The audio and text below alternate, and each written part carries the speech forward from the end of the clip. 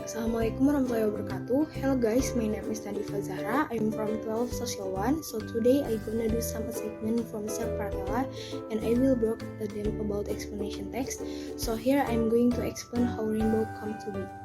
Rainbows are a strange phenomenon and one of the least well understood laws of nature. As far as most people are concerned, they are rings of light. Oftentimes you can see them in the sky, or in waterfalls, or even in a garden sprinkles on a really nice day.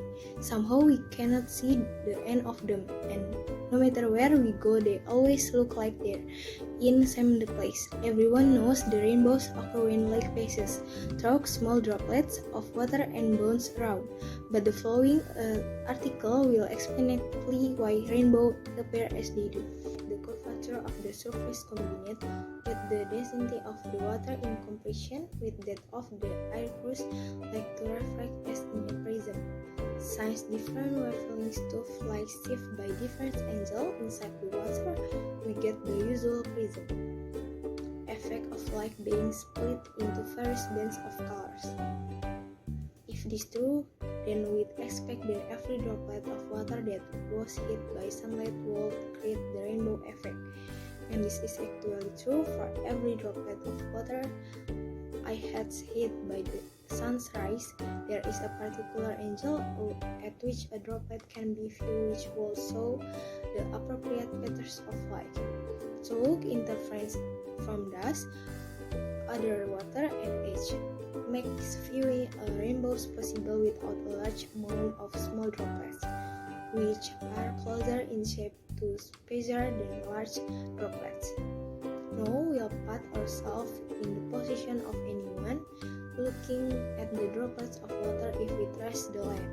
The light took to get from the sun to us.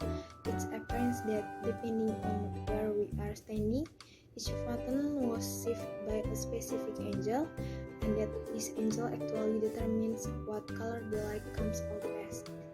Because in our angle a little bit makes some colors miss our eyes, while another colors comes into focus. The first thing to consider is that we can forget about light that doesn't come from the sun, or light that bounces around so many times before it hit the water droplets. This light is less powerful and less directional and is simply destined to become some of the background light that makes up our blue sky.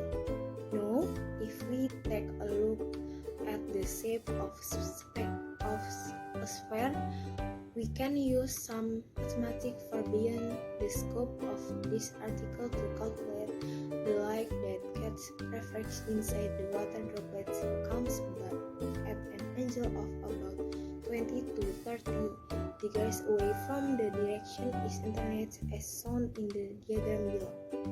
Since the light is going backward, we need to stand with our back facing the sun in order to view a rainbow.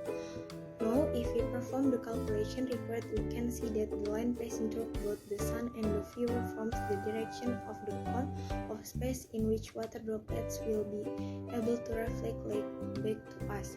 To be a little more clear, if you stand with your back to the sun and look at a rainbow as a circle, you can draw a cone from yourself to the rainbow, and if you were to look around, you will notice that the cone is directly aligned with your direction of the sun.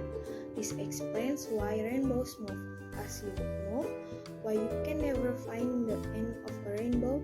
It's a circle that keeps moving as you do. And why sometimes in sun showers you can see the continuation of rainbows even in front of objects that are quite close to you. If you ever drive a misty ride and see a rainbow, you might notice that it might even be visible in front of cars in other lanes than yours. In conclusion, the rainbow is almost an entirely mathematical event. It's based solely on position of the sun relative to the observer and as such has no physical location to speak of. This strange phenomenon comes from the diffraction of light through water and is one of the most impressive and how inspiring such is nature due to its complexity and lack of a non-complex explanation. That's all from me. Thank you for your attention. Wassalamualaikum warahmatullahi wabarakatuh.